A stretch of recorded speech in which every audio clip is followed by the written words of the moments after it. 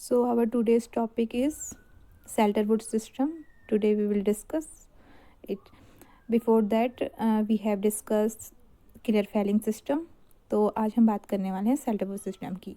इससे पहले हमने क्लियर फेलिंग सिस्टम और सिस्टम्स जो हैं जो सिल्वीकल्चर के अंदर अप्लाई होते हैं उन्हें हमने क्लासिफाइड किया गया है. तो अगर वो आपने नहीं देखा है तो मैं इसका लिंक दे दूँगी डिस्क्रिप्शन में, आप उसे वॉच करना, क्योंकि कोई भी सिस्टम को समझने से पहले आपको पता होना चाहिए कि ये सिस्टम्स क्या हैं और क्यों हैं और कहाँ अप्लाई होते हैं और किस बेस पे क्लासिफाइड हैं. तो वो वीडियो आपके लिए बहुत इंपॉर्टेंट है, फिर जाके आप इसे आगे वॉच कीजिए. तो हमारी बात करने वाले हैं सेल्टरवुड सिस्टम की.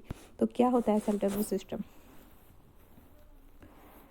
तो सेल्टरवुड सिस्टम है, जैसे सेल्टर से ही हमें पता चल रहा है, सेल्टर से भी आपको डिफाइन हो जाएगा. सेल्टरवुड सिस्टम क्या होते हैं? Systems are those high forest system in which the young crop is established under the shelter overhead or lateral, we can say, of the old one. The latter at the same time effort protection of the soil. तो सेल्टरवुड क्या है, इसकी second definition भी हम देख लेते हैं. Shelterwood system is a silvicultural system in which the wood is removed gradually in 2 or more successive felling depending on the progress of regeneration. इतनी सिंपल वे में ये डेफिनेशन है कि इससे ही आपको समझ में आ गया होगा.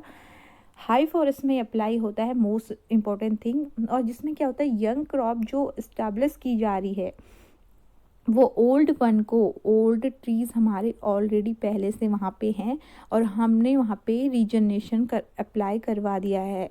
मींस हमने उनके नीचे दूसरी क्रॉप्स लगवा दी है. तो इस बेस पे हम जैसे जैसे हमारी ये जो क्रॉप्स हैं वो आगे मतलब ग्रो करती जाएंगी या फिर इंक्रीज़ होगी इनकी हाइट, इनका जो हम कह सकते हैं ये डायमीटर इनका, मतलब इनकी वुड का, तो ये अपना एरिया जब इंक्रीज़ करेंगी, बढ़ेंगी, एक के बाद ग्रो करेंगी, तो उस बेस पे हम पुरानी जो क्रॉप्स हैं उनको फेल करेंगे.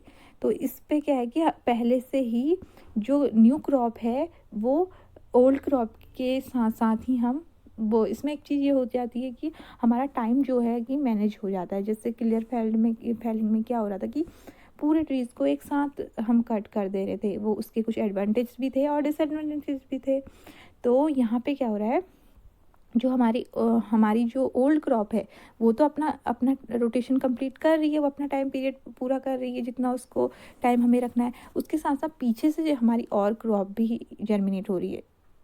जबकि और क्लियर फेलिंग में क्या था, सारे ट्री एक बार में कट डाउन हो गए, फिर से लगाना है, और उतना बहुत लॉन्ग रोटेशन चला जाता था, बहुत टाइम पीरियड लेंदी हो जाता था. तो इसके लिए एक डेफिनेशन बहुत अच्छी ये है कि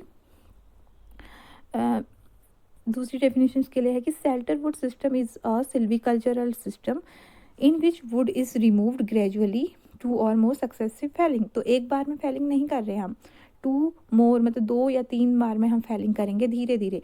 जैसे हमें कुछ स्पेस चाहिए, अभी हमने न्यू क्रॉप जर्मिनेशन करवा दिया तो उसको वो थोड़ा बड़ा हो गई, उसको लाइट की रिक्वायरमेंट कितनी है और सेल्टर की कितनी रिक्वायरमेंट है, उस बेस पे हमें जब कुछ टाइम के बाद वो बड़ा होने लग गया और सेकंड ट्रीज़ जो हैं उसकी ज़रूरत उसे नहीं है, उसको ज़्यादा लाइट की ज़रूरत है और वो उसको प्रॉब्लम कर रहे हैं, तो हम साइड के दूसरे ट्रीज़ को कट डाउन कर देंगे.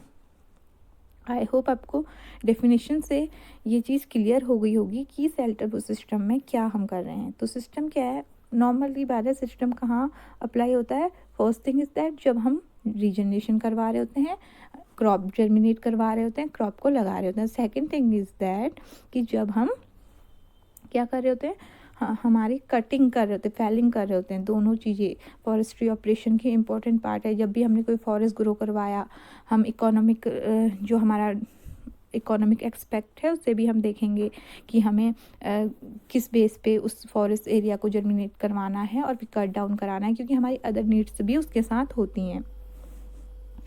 सो ये हमारा डेफिनेशन है. तो यहाँ पे आपको समझ में आया होगा.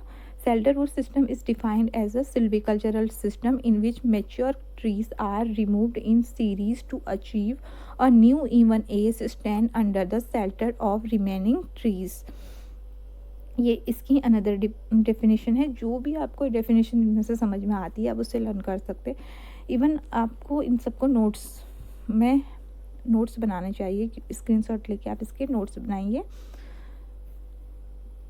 बिकॉज हम जब राइट करते हैं तो हमें ज़्यादा अच्छे से समझ में आता है। और सॉरी फॉर देट कि मैं जल्दी से वीडियो नहीं अपलोड कर पा रही हूँ, बिकॉज प्रॉब्लम ये होती है कि थोड़ा सा हमें भी अलग अलग बुक्स से नोट्स तैयार करने होते हैं और फिर जाके इसको हम वीडियो में वो लेके आते हैं।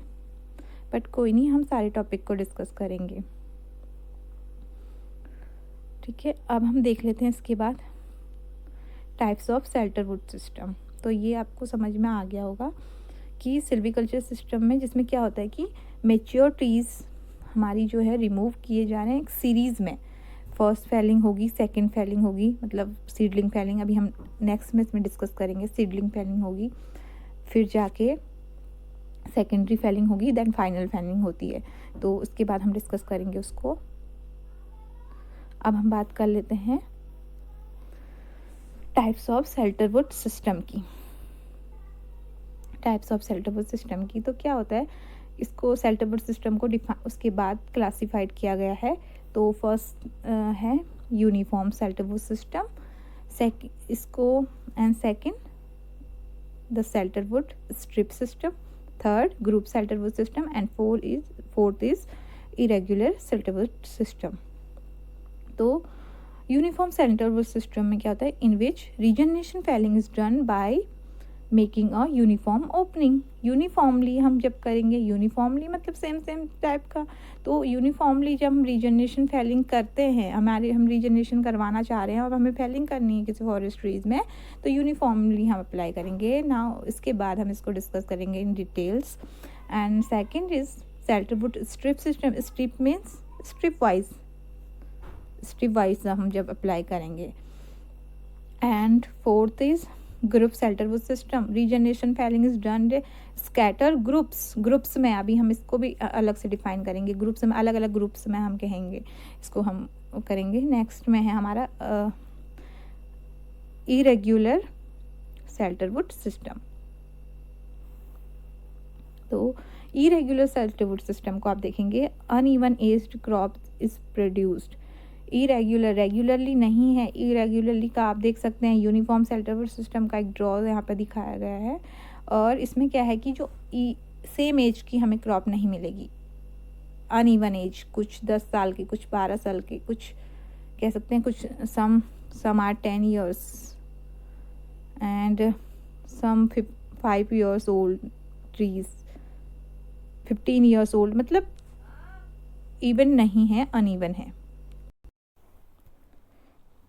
So the opening of the canopy are made irregularly, usually in groups, depending on the condition and progress of regeneration on the ground, and the system is called irregular shelterwood system.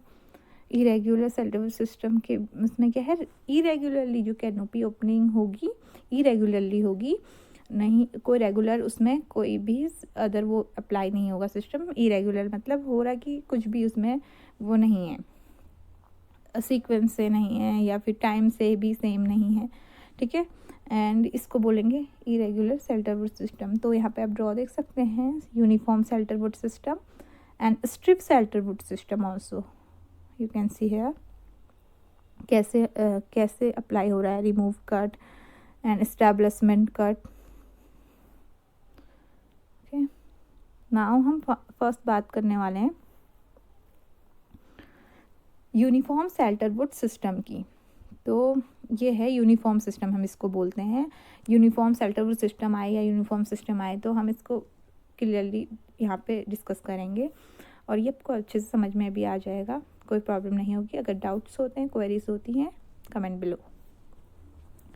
Now the uniform system is defined of kind of shelter, sorry for यहाँ पे mistake हो रही है, सेल्टरवुड system aiming at the concentrated regeneration in which the canopy is uniformly open over the whole area of compartment to obtain uniform regeneration. It is also called shelter would compartment system, simply compartment system, इसको हम compartment system भी कह सकते हैं और simply compartment system भी कह सकते हैं। बिकॉज क्या हो रहा है कि कैनोपी यूनिफॉर्मली ओपन हो रही है, और दूसरी चीज़ क्या है, यूनिफॉर्म कह रखा है, यूनिफॉर्मली से ही समझ, यूनिफॉर्म से ही नहीं मारा है, जैसे को समझ में आ रहा है, हमने ड्रॉ भी देखा, यूनिफॉर्म से ही समझ में आ रहा है कि यूनिफॉर्मली ही सारा रीजनरेशन का जो एंड फैलिंग का जो प्रोसेस होगा यूनिफॉर्मली होगा।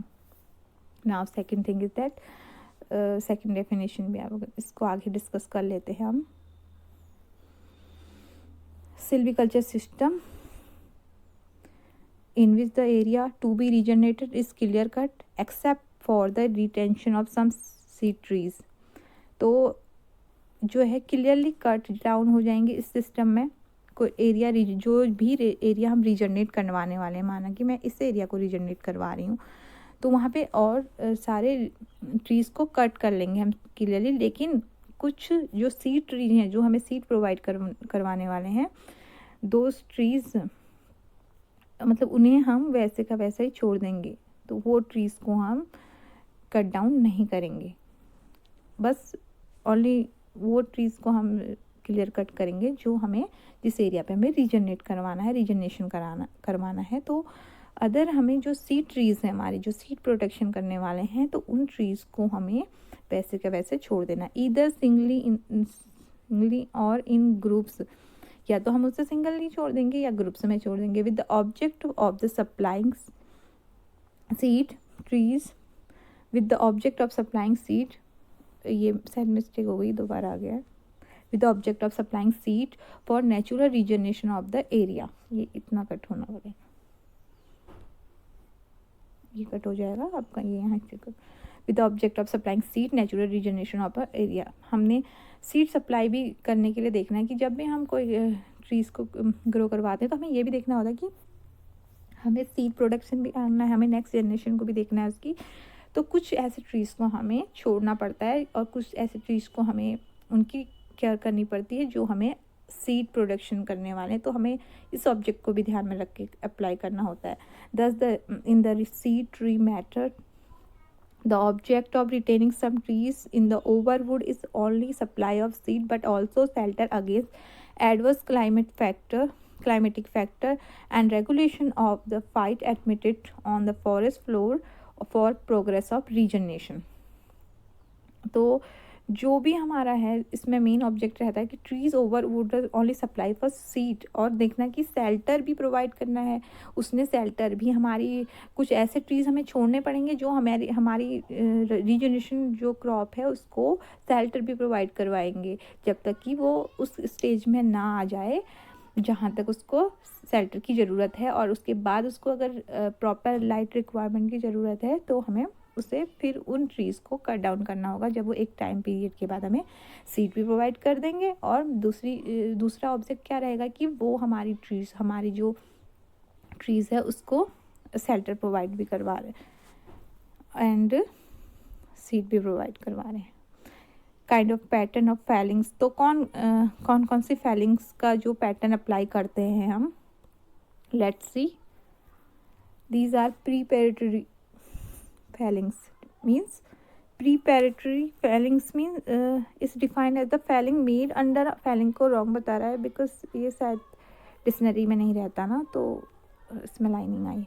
Made under a high forest system toward the end of rotation with the object of creating condition favourable seed production and natural regeneration. ये होती है हाई फॉरेस्ट में अप्लाई होती है, ये वाली जो फैलिंग हम अप्लाई करते हैं हाई, ये होता है कहाँ पे, toward the end of rotation जहाँ हमारा की ओर मतलब एंड होता है। रोटेशन पीरियड क्या होता है, रोटेशन को हम डिस्कस करेंगे। तो हमारा जो रीजनरेशन पीरियड होता है, जहाँ हमने आज अपनी क्रॉप को रीजनरेट करा है, the time between the regeneration जहाँ पे हो रहा है एंड द फाइनल फैलिंग, मतलब जहाँ पे हमारा ट्री कट डाउन हो जा रहा है, इन दोनों के बीच का जो डिस्टेंट टाइम ईयर्स होते हैं, इनको रोटेशन कहते हैं। कोई भी ट्री हमने जो रीजनरेट करवाया है and after that when we will felled, finally इसको जब हम फेल्ड करेंगे, उस ट्री को कट डाउन करेंगे, तो उनके बीच का जो टाइम पीरियड रहेगा जिसमें उसका लाइफ स्पैन पीरियड रहता है, that is known as rotation. So seed production and natural regeneration, ये कह रहा है कि object creating condition favourable seed production and natural regeneration हमें इसमें करवाना है। तो इस बेस पे हाई फॉरेस्ट में हम जब natural regeneration and seed production को के ऑब्जेक्ट को क्रिएट कर रहे हैं, ऑब्जेक्ट को देख रहे हैं, तो दैट मीन्स हम प्रीपैरेटरी फैलिंग को अप्लाई कर रहे हैं। इसके दो ऑब्जेक्ट भी होता है, क्रिएट गैप्स इन कैनोपी, हम इसको अप्लाई कर सकते हैं कैनोपी के बीच में गैपिंग के लिए, and favourable condition of the forest. तो हम बात कर लेते हैं सीडलिंग फैलिंग की। सीडलिंग फैलिंग क्या होती है? Seedling falling is defined as opening the canopy of a mature stand to provide condition for securing regeneration from seed of trees retained। तो जो ट्रीज़ हमने रिटेन करके रखे हैं जिन सीड प्रोडक्शन के लिए, उनके रीजनरेशन को सिक्योर करने के लिए जो फर्स्टली हम ओपनिंग, कैनोपी ओपनिंग के लिए जो फैलिंग करवाते हैं, जो ट्रीज़ को हम कट कर रहे हैं, जिससे हमारे क्या होंगे, नए सीड से रीजनरेशन होगा। सबसे पहले जो सीड्स होंगे तो उसके लिए हमें फैलिंग करनी पड़ेगी, तो that is seedling felling. There are two important consideration. तो इसके क्या है, टू कंसिडरेशन है।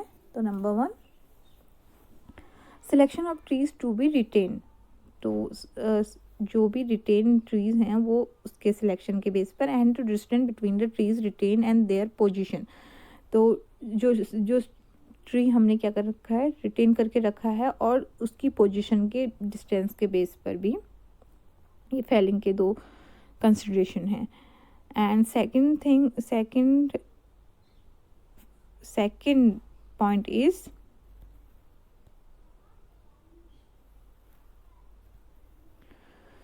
Secondary felling. तो सेकेंडरी फैलिंग कब अप्लाई होती है? Secondary felling is defined as a regeneration felling carried out between the seedling felling and the final felling under a shelter wood system in order gradually to remove the shelter and admit increasing light to be regenerated crop। कहने का मतलब है, जब हमारी 3 falling हम apply करें, number 1 seedling felling, and number 2 secondary felling, and third is final felling. तो final felling and seedling felling के बीच में, मतलब इन दोनों के बीच में जो फैलिंग हम अप्लाई करेंगे दैट इज सेकेंडरी फैलिंग। तो वो कौन सी होगी? जब शेल्टर वुड सिस्टम के अंडर फैलिंग को अप्लाई किया जाता है तो इसमें क्या रहता है कि उन remove the shelter the admit increasing light to be regenerated crop. तो ताकि रीजनरेशन क्रॉप को लाइट की रिक्वायरमेंट मिलती रहे। अब हमने क्या किया, हमने फॉरेस्ट पे हमने कुछ ट्रीज़ पहले से थे, अब हमने कुछ पहले तो सीडलिंग फैलिंग में कट डाउन किए हैं, अभी भी कुछ ट्रीज़ यहाँ पे हैं। तो अब ये हमारी जो हो रही है थोड़ी बड़ी हो गई है, हमारी जो हमने नई क्रॉप लगाई थी वो बड़ी हो गई है। तो अब हम क्या करेंगे, ये बगल में जो उसको लाइट रिक्वायरमेंट में प्रॉब्लम कर रहे हैं, जो कर रहे हैं, तो उसके लिए हमें और ट्रीज़ कट करने पड़ेंगे उसके आसपास के। तो ये फैलिंग जब की जाएगी तो that is secondary felling. And after that हम कह सकते हैं, लास्ट में यहाँ पे दिया हुआ है, removal of trees in secondary falling depend on progress of regeneration and its light requirement. तो लाइट की रिक्वायरमेंट पे और रीजनरेशन की प्रोग्रेस पे डिपेंड करती है ये कि उसको लाइट की ज़रूरत है या नहीं है, हमारा रीजनरेशन कैसा हो रहा है, उसके आसपास जो ट्रीज़ हैं उनमें सेकेंडरी फैलिंग अप्लाई करने की ज़रूरत है या नहीं। नेक्स्ट है फाइनल फैलिंग। तो फाइनल फैलिंग क्या होती है? फाइनल का मतलब ये last felling. Final felling is defined as a removal of the last seed और shelter trees after regeneration has been effected under the shelterwood system. जिससे हमारा रीजनरेशन अफेक्टेड हो रहा है, तो लास्ट में जब हम फैलिंग करवाएंगे वो शेल्टर ट्रीज़ जो लास्ट में अभी भी रिमेनिंग हैं हमारे उस एरिया में, और वहाँ पे हमारी जो अदर क्रॉप जो हमने रीजनरेशन करवाया था वो प्रॉपरली बड़ी हो गई हैं, अब अपनी प्रॉपर उसमें आ गई है, जिससे कि और जो ओल्ड क्रॉप है उससे अफेक्टेड हो रही है। तो हम क्या करेंगे, वहाँ पे भी हमें फैलिंग अप्लाई करनी होगी, that is final falling. It is final stage of regeneration falling. तो रीजनरेशन फैलिंग की ये फाइनल स्टेज है। अब हम बात कर लेते हैं मेथड ऑफ रीजनरेशन। तो रीजनरेशन मेथड कौन कौन सी होती हैं, तो यहाँ पे है the method of obtaining regeneration is mainly natural through it has often to be supplemented by artificial regeneration. Artificial supplemented by artificial regeneration भी हो सकते हैं एंड मेनली नेचुरल। यहाँ पर जैसे मेनली नेचुरल मीन्स सम ट्रीज़ को हम रिटेन करके रख रहे हैं फॉर सीड प्रोडक्शन के लिए, और फिर वो जर्मिनेट हो रहा है, तो जिस पे रीजनरेशन हो रहा है और फिर उस रीजनरेशन के बेस पे हम आसपास की फैलिंग कर रहे हैं, उसको कितनी ज़रूरत है, तो इसमें ज़्यादातर नेचुरल को हम अप्लाई कर रहे हैं। मतलब कोई भी क्या है, हमारी फैलिंग्स इसमें अप्लाई हो रही हैं। मींस कोई फॉरेस्ट एरिया है, वहाँ पे हमने कुछ सीड प्रोडक्शन के लिए ट्रीज़ रखे हुए हैं और उनसे सीड नीचे हो रहे हैं, तो रीजनरेशन देख रहे हैं। कोई हमारा बड़ा नीचे रीजनरेशन हुआ, तो जैसे रीजनरेशन हुआ छोटे छोटे सीडलिंग अप्लाई हुए, तो हमें आसपास के ट्रीज़ को हटाने पड़ेंगे, और आसपास के ट्रीज़ को हम जब हटाएंगे तो डेट इज सीडलिंग फैलिंग, क्योंकि सीडलिंग के लिए ज़रूरत है। और उसके बाद जैसे ही वो सीडलिंग थोड़े बड़े होते हैं, उनकी लाइट रिक्वायरमेंट पड़ती है और उनको शेल्टर की ज़रूरत होती है जितनी ज़रूरत है, तो हम फिर और कुछ आसपास उसमें ट्री कुछ और आसपास से और उसमें ट्रीज़ दिखेंगे, तो उन ट्रीज़ को भी हम कट डाउन करेंगे, तो that is secondary, it will be secondary falling, sorry. और लास्ट में जब हमारे जो रीजनरेशन वाली हमारी जो ट्रीज़ थी जो बड़ी हो गए हैं, जो क्रॉप थी वो बड़ी हो गई है, जो ग्रो कर मतलब मेच्योर हो गई है, तो कुछ ओल्ड क्रॉप्स और है, तो उनमें हम फाइनल फैलिंग अप्लाई कर देंगे। तो ये रह रहा था बेसिकली। इसमें जब रीजनरेशन हो रहा है वो हमारा नेचुरल रीजनरेशन अप्लाई हो रहा है, क्योंकि कुछ ट्रीज़ हैं जो सीड्स प्रोडक्शन करने के लिए हमने रिटेन करके मतलब अच्छे से रखे हुए हैं, और वो सीड प्रोड्यूस कर रहे हैं, नीचे फैलिंग खुद से ही हमारी क्या हो रही है, रीजनरेशन हो रहा है। और आर्टिफिशियल भी हमें आर्टिफिशियली भी होता है, मोस्टली हो सकता है ये भी।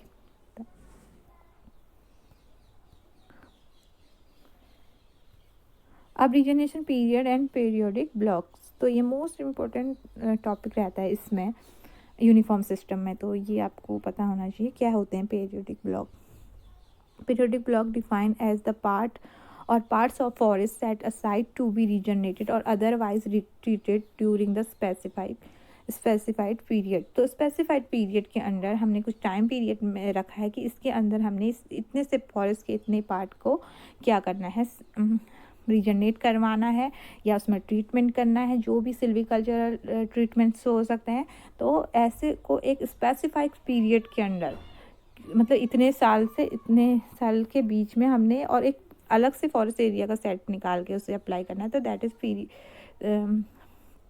periodic block. And for example we can see here, if the rotation is 120 years, अगर आपका जो रोटेशन है किसी ट्री का 120 ईयर्स है, तो हम इसको 30 years to be regenerate an area naturally, तो हम 30 ईयर्स को रीजनरेशन के लिए ले रहे हैं, नेचुरली रीजनरेशन करवाने के लिए। इसमें the rotation will be divided into 4 periods. अब इसको अच्छे से समझेंगे हम पेरियोडिक ब्लॉक्स। तो these are designated and as regeneration periods as each of this part felt and regenerated in a particular period, it is called a periodic block. So 130 का क्या है, हमारा रोटेशन पीरियड है, 30 ईयर्स हम regeneration के लिए करवा रहे हैं, तो हम 120 को 30 से डिवाइड करेंगे, तो आपका 4 पीरियोडिक ब्लॉक्स में वो डिवाइड हो जाएगा कि हमें 4 पीरियोडिक ब्लॉक्स को रीजनरेट कराना है एंड उसमें ट्रीटमेंट करना है, जो भी हमने उसमें अप्लाई करने, जो भी ऑपरेशन सिल्वीकल्चरल फॉरेस्ट्री ऑपरेशन उसमें अप्लाई करने हैं। तो इसके लिए एक फार्मूला, बहुत अच्छा सा फार्मूला है, आप इसको नोट कर लेंगे और लर्न भी हो जाएगा आपको नोट करके। एरिया ऑफ पीरियोडिक ब्लॉक का एरिया कैसे हम निकालेंगे, तो Fs into P upon R. Here is Fs means felling series, जिसमें हम फैलिंग करने वाले हैं वो series, M P for period, number of years in period, कितना हमने टाइम लिया, R for rotation period. Means जैसे एक हर किसी ट्री का अपना रोटेशन पीरियड होता है, उसके रीजनरेशन से लेकर फाइनल फेल्ड करने तक या उसकी मेच्योरिटी तक, जब तक वो मेच्योर होता है, प्योरली मेच्योर होने के बाद उसको फैलिंग कर दी जाती है, तो उसके बीच में उसकी एक एज लिमिट होती है, that is rotation. And area of falling series को भी हम एक फॉर्मूले से देख सकते हैं, estimated regeneration period divided by rotation. तो इस फॉर्मूले को, इन दोनों फॉर्मूलों का आप नोट कर लेंगे तो आपको इससे समझ में आ जाएगा। और यहाँ पे एक बहुत अच्छा सा मैंने ड्रॉ दिखाया है, तो कैसे, जैसे पीरियड यहाँ पे दिया है, पीरियड एंड पीरियोडिक ब्लॉक्स दिए हैं 1 2 3 4, एंड यहाँ पे कुछ आपको क्या दिए हैं, बिगिनिंग पीरियड दिए हुए हैं कि किस में इनको लेंगे, 91 से 120 के बीच का, मतलब 91 से 120 हो गया, 120 के बीच का, क्योंकि 120 रोटेशन पीरियड है तो वही 30 ईयर्स का इसमें हो जाएगा कि एक पेरियोडिक ब्लॉक्स 30 ईयर्स का जो रहता है इनका रीजनरेशन पीरियड के उसमें हो जाएगा। और दूसरी थिंग क्या है, end of the period 130 years, और आफ्टर रोटेशन यहाँ पे कुछ दिया है, आप यहाँ पे आप ड्रॉ को देख सकते हैं कि पेरियोडिक ब्लॉक फर्स्ट एंड फिर इसमें अप्लाई होगा विथ थर्ड एंड फोर्थ, इसमें मूवमेंट कैसे हो रहा है। अब देख लेते हैं कि हमारे जो यूनिफॉर्म सिस्टम है उसके एडवांटेज क्या क्या हैं। तो नेक्स्ट हम देख लेते हैं एडवांटेजेस ऑफ यूनिफॉर्म सिस्टम। तो यूनिफॉर्म सिस्टम के कुछ एडवांटेज होते हैं, एज वी कैन से कि यूनिफॉर्म सिस्टम कहें या फिर एवरी सिस्टम, हर सिस्टम के कुछ एडवांटेज एंड उसके कुछ ना कुछ डिसएडवांटेज भी होते हैं। तो इसके क्या एडवांटेज हैं देख लेते हैं हम, जो भी एडवांटेजेस हैं इसके। In this system the soil is not completely denuded, तो soil not completely denuded and little risk to deterioration, soil erosion का इसमें डर नहीं रहता है, नो मोर रिस्क हम कह सकते हैं of soil erosion deteriorations. And second thing is the marking the felling of trees of the overwood are simpler in execution. जो हमारा felling of trees and marking जो है वो सिंपल, मतलब सिंपल वे में रहता है, कोई ऐसा वो नहीं है, no execution. And third is as a regeneration operation are carried out under the shelter of older crop, there is little danger invasion of area by weeds and happen in the clear felling system। तो wheat जो है, अगर हम किसी area में older crop को shelter में रहती है और हम अप्लाई कर रहे हैं, ऑपरेशन जो अप्लाई होते हैं हमारे, तो इसमें कोई भी डेंजर नहीं रहता कि वीड्स आके मतलब ग्रो करेंगी, या वीड्स का खतरा नहीं रहता है, ग्रास वीड्स का। जैसे कि क्लियर फेलिंग सिस्टम में बहुत सारी वीड्स एक साथ जर्मिनेट हो जा, मतलब ग्रो कर ले रही थी, तो यहाँ पे नहीं है रहता है। The young crop is protected against adverse climatic factors such as frost, cold, wind, isolation etcetera. तो जो हमारी यंग क्रॉप है वो क्लाइमेट फैक्टर के अगेंस्ट, जैसे कि फ्रॉस्ट, कोल्ड, इन विंड से, इनसे, क्योंकि हमारे शेल्टर के अंडर हैं तो इन सब का खतरा उसे नहीं रहता, वो फ्रॉस्ट से या फिर कोल्ड विंड से, आइसोलेशन से प्रोटेक्टेड रहती है। And as the regeneration is obtain from the seed of the best selected trees, the new crop is superior and from the point of view hereditary character. Regeneration के base पे हम कह सकते हैं जो सीड हमारे सिलेक्टेड सीड होते हैं, जो हमें अच्छे सीड प्रोवाइड करने वाले होते हैं न्यू क्रॉप के लिए, वे सुपीरियर क्रॉप कह सकते हैं हम। एक हेरिडेटरी जो उसमें जेनेटिक कैरेक्टर्स होंगे वो वेल डेवलप्ड होंगे, अच्छे होंगे, तो एक अच्छी सीड की हमें नया जो जनरेशन रहेगी, हमारा नई जनरेशन जो सीड से हमें नई प्लांट स्पीसीज की जनरेशन मिलेगी, वो बहुत अच्छी होती है, बेस्ट रहती है। एंड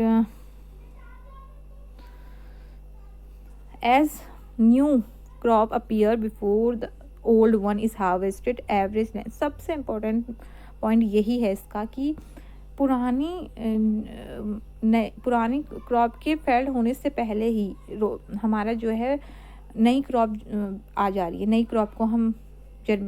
क्रॉप को ग्रो करवा ले रहे हैं। तो जो लेंथ ऑफ रोटेशन है, जैसे अगर हम क्लियर फेलिंग सिस्टम में क्या था कि एक बार में पूरा हम एरिया को क्लियरली फेल्ड कर दे रहे थे, यहाँ पे क्या हो रहा है, यहाँ पे सेम थिंग क्या हो रही है कि अगर हम फेलिंग भी करते जा रहे हैं, हमारी अदर रिक्वायरमेंट्स भी रह रही है, साथ में हमारे रीजनरेशन भी चल रहा है। रीजनरेशन मतलब नई क्रॉप भी जर्मिनेट अपना लाइफ साइकिल जो है आगे बढ़ रही है वो कुछ ईयर के बाद हमारे पास ये सबसे बेस्ट रहता है इस चीज़ का कि शॉर्टन रोटेशन रहता है, छोटा रोटेशन पीरियड जो इनका फैलिंग से लेकर रीजनरेशन के बीच में जो टाइम पीरियड। अब इसके हम डिसएडवांटेजेस भी देख लेते हैं क्या क्या है। As the overwood is removed more than one operation there is much damage to the young crop. तो ठीक है, हम पहले से जर्मिनेशन भी हमने हो रखा है और हमारी न्यू क्रॉप भी आ रही है एंड साथ में हम फैलिंग भी कर रहे हैं, तो बहुत सारा इसमें डैमेज होने का खतरा रहता है क्योंकि कटिंग होगी, हमारी जो फैलिंग होगी उससे बहुत सारे नीचे हमारी यंग क्रॉप को प्रॉब्लम भी आएगी और उसमें भी डैमेज होगा।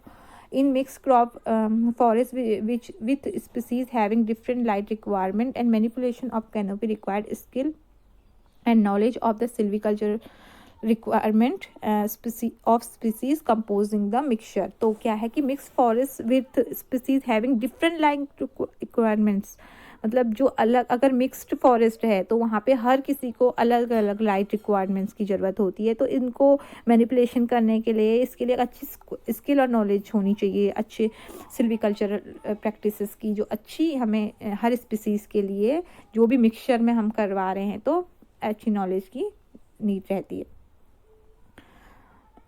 और क्या है, the isolated seed bearers susceptible to wind damage. तो कुछ क्या होते हैं कि कुछ सीड बेयरर जो होते हैं वो विंड से डैमेज होते हैं। And in the species next in the species having long interval between seed years after seedling felling and they may इन्वेशन by the weeds and regeneration में बी अफेक्टेड। तो अगर वीड्स आ गई बीच में, वीड्स ने interfere कर लिया जब सीडलिंग फैलिंग हुई हमारी, और जब इनके बीच का जो स्पीसीज के बीच का हम कहें लॉन्ग इंटरवल हो गया सीड ईयर्स के बीच में और जो आफ्टर सीडलिंग फैलिंग की बात हो रही है, तो उस वक्त अगर वीट का अटैक हो गया तो हमारा उससे क्या होगा, रीजनरेशन क्या होगा, अफेक्टेड होगा। एंड लास्ट है हमारा इन स्पीसीज विथ लॉन्गर रीजनरेशन। तो स्पीसीज में क्या होता है, लॉन्गर रीजनरेशन होता है, ये एक इसका डिसएडवांटेज है। तो नेक्स्ट में हम इसकी बात करेंगे हमारे ग्रुप सिस्टम की। अभी हम यूनिफॉर्म सिस्टम, तो अब हम देख लेते हैं द ग्रुप सेल्टरवुड सिस्टम। तो द ग्रुप सेल्टरवुड सिस्टम क्या होता है, यहाँ पे आप देख सकते हैं ग्रुप में है, यहाँ पे हमारी जो सेल्टरवुड सिस्टम ग्रुप में अप्लाई हो रहा है। आप फोटो में यहाँ पे पिक में देख सकते हैं, पिक्चर जो यहाँ पे दी हुई है ग्रुप सेल्टरवुड सिस्टम। तो क्या होता है group shelterwood system? The group system may be defined as a silvicultural system in which regeneration failings, instead being or done uniformly all over the compartment, carried out the scattered groups। Groups में हमारी feelings होगी, uniformly नहीं होगी, जो regeneration falling होगी हमारी groups में होगी, ठीक है। In simplest form of group shelterwood system small gaps. तो इसमें एक तो क्या रहता है कि गैपिंग छोटी रहती है, 1 to 2 ट्री लेंथ का हम कह सकते हैं, क्रिएटेड इन अ स्टैंड। जो रीजनरेशन है हमारा वो कटिंग क्या रहेगा, regeneration period for the cutting unit is still concentrated at the beginning of rotation over 20 to 30 years, creating an even age stand. तो इवन एज स्टैंड के लिए इसको हम कह सकते हैं कि इवन एज स्टैंड क्रिएट करने के लिए 20-30 ईयर्स का रोटेशन के स्टार्टिंग में ये जो हमारी कटिंग अप्लाई होगी, मतलब ये रहता है रीजनरेशन पीरियड का जो टाइम है हम यहाँ पे दे रखा है 20 to 30 ईयर्स के बीच में। तो यहाँ पे हम ग्रुप को देख लेते हैं कि पैटर्न ऑफ फैलिंग कैसे अप्लाई होता है। मैंने एक ड्रॉ आपके लिए बनाया है, इसमें कैसे अप्लाई होता है। तो मोस्टली हमने एक फॉरेस्ट एरिया लिया है, ये आप देख सकते हैं। तो यहाँ पे क्या करना है हमें, फर्स्ट में हमने यहाँ पे फैलिंग करवाई, हाँ, फिर सेकंड में हमने उससे बाहर, फिर थर्ड में एंड फोर्थ में एंड फिफ्थ में, फिर यहाँ ऐसे ग्रुप्स में ये डिवाइड करके हम ऐसे पैटर्न अप्लाई करते हैं। तो उसको भी आप ड्रॉ कर सकते हैं जो ग्रुप सेल्टरवुड सिस्टम में हमारे पैटर्न अप्लाई हो रहे हैं फैलिंग के, इस तरीके के पैटर्न अप्लाई होते हैं। सो ये वीडियो थोड़ा लेंथी हो गया बिकॉज हमने इसमें 2-3 ग्रुप्स को एक साथ डिस्कस किया है। एंड इसके बाद हम जो नेक्स्ट लेने वाले हैं उसके नेक्स्ट सिस्टम को लेंगे। होप सो ये आपको समझ में आ